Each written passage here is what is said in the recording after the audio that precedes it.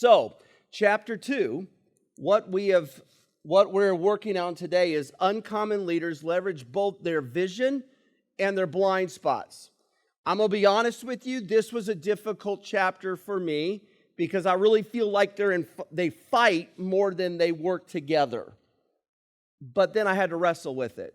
I had to struggle with it. And I think I understand now exactly what Dr. Elmore and what great leaders do when they have vision and they have blind spots. Now, I had a lot of questions. You might have a lot of questions. We'll have time for that at the end. So the first thing is, what is a vision? If you look at Merriam-Webster's, vision is the ability to see. Great. Thank you, Webster's, for helping me understand the definition of vision. But what I see from the book, these two comments, vision gives you direction. So when you know the end goal, it gives you direction. When you go to your GPS in your phone and you put in Google Maps or Apple Maps or whatever map thing you use, Virginia Beach, Virginia, for my in-laws, it gives me the directions to get there. The vision of seeing where I wanted to go, the end destination, gives me the ability and the direction. Vision also provides me a target to aim at. So when in our office we say, we want to create opportunities for others to create moments. Well, what does that mean? Well, that's our vision. I'm going to create opportunities. I'm going to provide an environment. Junior class last night, providing the worship night. Ops guys last night and all week setting up for career fair and CU Friday today. These are all opportunities, the vision, for others to have moments. So today, when these students come on our campus for a CU Friday, did we create the opportunity? Yes. Can you still create the opportunity? Absolutely, when you smile at a new student. Or you talk to them, or they're walking around with their head in a map, and you're like, hey, let me just walk you. They're in the construction zone. Go get them out of the construction zone. Don't go in the construction zone. No. So vision provides a target to aim for and to hit. I love the idea of vision. It makes sense to me. I'm a vision-driven guy. I like to know where I'm going. Some people would call that a control freak. Okay, I accept that. But vision for me, I understand. The second one, the next one, blind spots, I look at and go, ooh, that's a bad thing. Because when I drive my car, and I'm teaching Keegan how to drive a car now, so if you see our Honda Pilot from 9:30 to 10 o'clock at night, you might want to stay away because usually Keegan's driving. But the whole idea that I'm trying to teach him, there are blind spots in that vehicle. It doesn't mean you're a dummy because you can't see through your blind spots. It just means there's a blind spot in that vehicle according to the design of that vehicle. Blind spots have nothing to do with your intelligence. They're just things that you can't see. So blind spots also provide the ability for you to try something new. And this is where I started to get my aha moment with this subject. A blind spot helps me understand and live out that perfection's a myth. A lot of times we're afraid to try things, at least I am. How's this going to work out? How's this going to make others feel? Those are all great questions, but we almost get paralyzed. Tim Elmore in the book calls it the paralysis of analysis. That's a hard thing to say at 7 o'clock in the morning. But it's almost you get paralyzed out of fear because you've analyzed it too much.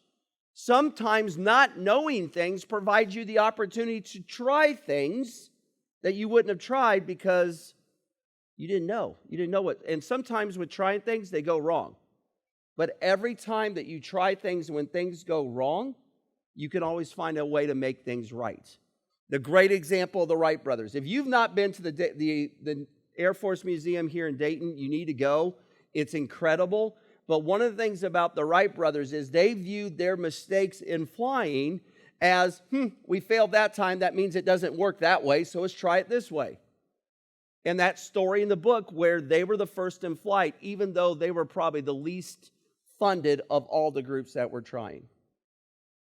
Blind spots help you. So we're going to break this apart today. We're going to look at how uncommon leaders really can leverage both your vision. The idea is like, I want to be a vision-driven person.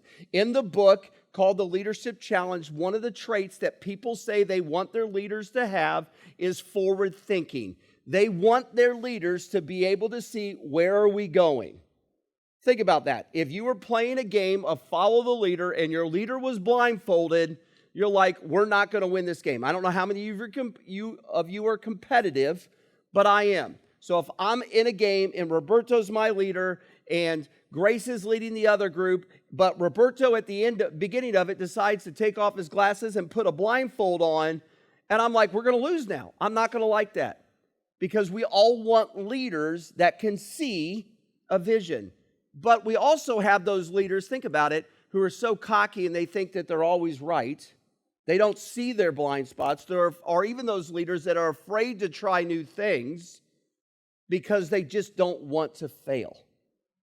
Look, failure is not final and it's not fatal. It's an opportunity to learn. I'm going to say that again. Failure is not final or fatal. It's an opportunity to learn. You are in the area right now of lesson-sized mistakes. So let's break both of these things down. So for vision, it's a destination. I gave you the example of like when you drive someplace. You put your vision where you want to go in the GPS, and the GPS takes you there. Now, one of the things that we talk about in planning events or planning any kind of service is, where do you want to go? All right, you want to have an alt night. Okay, you want to set up for See You Friday. Okay, you want to have a chapel service here in a little bit. Okay, student organizations. How do you reverse engineer that? That's what it is. That's a real good trait in leadership, is the ability to see where you want to go, and understand the steps that are needed to get to there. That's called reverse engineering. A lot of people don't like it. I look at people who plan events and go, great, what's your event? Well, it's an alt night. Well, reverse engineer that. Well, why? Well, your reverse engineering gives you task, which allows you not to use your bandwidth, your brain, to always worry about what's next. For me, I put things down on Basecamp, and this is a shameless plug for Basecamp. I put things down on Basecamp so I don't have to keep it in my brain. Because if I have to keep it in my brain and I get really busy, I might forget something that could affect somebody. So I want to go, what's the end goal? Getting started 2023. Guess what? We're already planning it. And the Basecamp is started, and we're reverse engineering that. What are the things that have to be done to get that to really be a great event? Yesterday, I took John Wood on a drive. We're going to move the check-in from down here to the Highlands to get 6 lanes of traffic instead of 3 lanes of traffic. So the idea is we're already working on that and reverse engineering that. That's what vision does. Vision also requires you to have the proper attitude. I can be a jerk and have a great vision, and nobody wants to follow me because I'm egotistical. I'm thinking only about myself. So my attitude needs to be right. So if I'm leading a team and you're leading a team and your vision is all about you, you're in trouble because your attitude's wrong. Vision also requires clarity. That's what I just talked about, that reverse engineering, but also discipline. So you could have a great attitude, you could have great clarity, you could put it all on Basecamp, and then you don't do it. Great, awesome vision. You just collected dust on the shelf. That's not what vision is. So vision is a destination, and it requires great attitude. Are you humble enough to listen to people? Are there times that my vision has been wrong? Yeah. Is there times that I want to go to this direction, and I think I'm going here, and I'm like, whoa, that didn't work out as well, so let me change course a little bit. Yeah, you have to have the right attitude. You have to have a humble attitude. But you have clarity. And sometimes, guys, you got to be willing to admit that you don't know what you don't know and try things. You know, welcome to parenthood. Nobody ever told you how to raise a kid. So the whole idea is you don't know what you don't know because every kid is different. You know, it's all about you've got to try things even if you don't have perfect clarity and discipline. All right, blind spots. Sorry, I don't know why I'm coughing this morning. They generally are the root of all new ideas. So you think about getting started. When we moved it up down here to the check-in, it was a blind spot because we're like, we have no idea what COVID's going to do. Well, all we do know is that we can't be in the field house. 1,000 people walking around in a confined space during 2020. Bad idea, right? Nobody did that. 6 feet apart. We would have been, the line would have been wrapped around the student center, down to the HSC, back to the chemistry center. It would have all been over there if we would have done it that way. So the blind spot was, it was giving us the opportunity to try something new. So blind spots generally are the root of all new ideas. They're what we don't know. They're not bad. So when people say blind spots, they're like, well, it's just what you don't know. It's okay. You don't know everything. Everybody got that? Do you guys feel like you know everything? Good, because you're at college and you don't know everything. Blind spots prevent us from letting obstacles stop us, meaning that perfection's a myth. That's what happens. They also provide space for us to not have the curse of knowledge. What I mean by that was poorly written. But what I mean by that is you can't always know everything. In leadership, you've got to make the best decision that you can and understand that you might have to apologize later. It's okay. You won't know everything. Blind spots have little to do with your intelligence. I talked about that. Blind spots can also serve to make us fearless and bold risk takers. This can be bad and good. So what happens if I have the blind spot of like, man, I just drive fast all the time and I don't care? Well, that can never be good.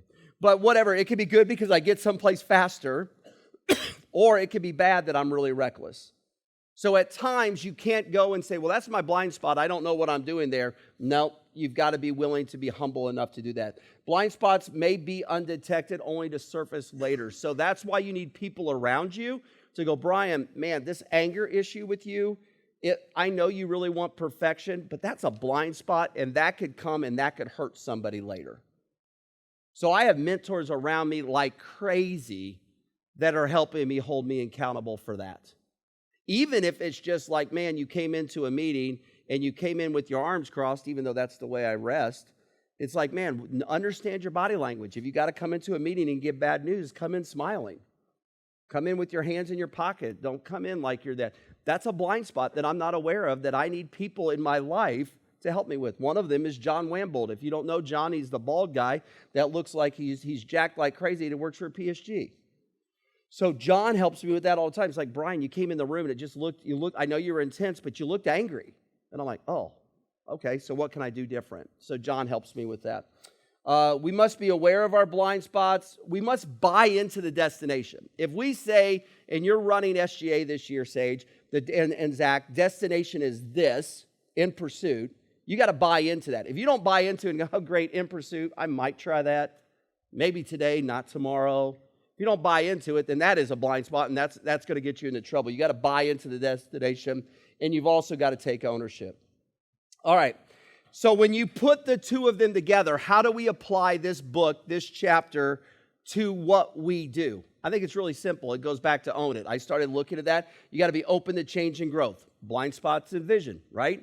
You got to wrestle with ideas and concepts. Blind spots and vision. You got to never compromise the important. That's vision. Hey, I know where I want to go. I'm not going to let anything compromise me on that. I've got to involve others. That means I don't know everything, so I've got to get people around me that know things. Sorry, the guys right here, I know nothing about coding, so I've got to bring people in who can fix things yesterday morning and make something happen that I would have just thrown my hands up after 2 minutes and gone, it'll work, whatever. These guys figured it out, made it happen, because they know what they're doing. I know what I don't know, so I've got to involve others. You know what you don't know, so bring others around. It's okay to say, I don't know. That is actually a very honorable thing to say to people because they know you don't know. Just admit it. And then the last one is total commitment. If I'm going to be about my vision, I got to be totally committed to I'm driving to Virginia Beach. Because if I'm not totally committed to drive to Virginia Beach, I might end up in Orlando. I've also got to be total committed that I've got to be willing to admit that I have blind spots. Because if I don't admit I have blind spots, you'll see them. And then my leadership is weakened because I look cocky because I'm not admitting to what I actually don't have. So let's look at these like we did the last time. You've got vision on one side, blind spots on the other. So let me read these to you. Vision provides you a target to hit. All right? Having blind spots opens you to unconventional ideas. I think a lot of times you get stuck in your ideas because it's not perfect, it's not perfect, it's not perfect. Sometimes you just try. I know Yoda wouldn't say that, but sometimes it's try, and just get it done. My vision energizes the team. We create opportunities for others to create moments. I say it all the time. My goal is to energize you, and that's what hopefully the vision does. Vision, or your blind spots, enlarges the team's options. So not having all the answers allows you to ideate, and you get these ideas, and you're like, whoa, none of these ideas were said, but all these ideas helped us develop this one idea, and we have a new idea. Great. That was a blind spot. Vision constrains you to stay focused. So that's what you do. Think about studying. You've got to stay focused. I tell my son all the time, he was studying for a geometry test with his computer open watching Top Gun. Probably not the best way to study for a geometry test. So the idea is it keeps you staying focused. Your blind spots liberate you to be creative. Your vision prevents you from playing defense. Your blind spots prevent you from limited thinking. Your vision enables you to see what others cannot. And your blind spots enables you to avoid discouragement. And these are the things that Tim said, these 8 things, and then we will be done, and I'll open it up for questions. 8 keys for your vision and blind spots. Number 1, marry the problem you're trying to solve, but date the methods. Marry the problem, date the methods. Number 2, invite outside points of view into the conversation. The best ones will likely come from a combination of insiders, which you already know, and outsiders. Number 3, record what you learned from poor decisions.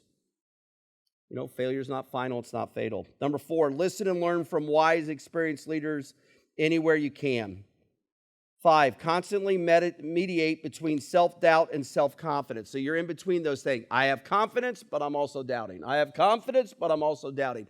Keeps you humble. Number 6, keep reminders of your central vision in view. Meaning, if you've got to remind something, for me, my dad's Bible sits on the credenza in my office. It's to remind me of my dad and what he taught me, but it's also to remind me that my dad was really committed to his Savior. And that reminds me, hopefully, to do the same. Number 7, as you make progress in your development, ask yourself what things we ask it this way. He says, what needs a facelift, what needs an overhaul, and what needs a funeral. I ask the questions, what things should we continue, what things should we create, and what things should we conclude? That's number 7. And number 8, lead from within a balanced community. Basically, don't try to be one-sided. Have various opinions. That's what I love about the church, is there's various opinions so that we can all serve our Savior in a world that is completely different than us. So your visions and your blind spots, you have to balance them. It's hard, it's difficult, but I can promise you, once you figure it out, which you never will, but once you understand that you'll never figure it out, you can have great vision, and you can also have the courage to try things that maybe have never been tried before.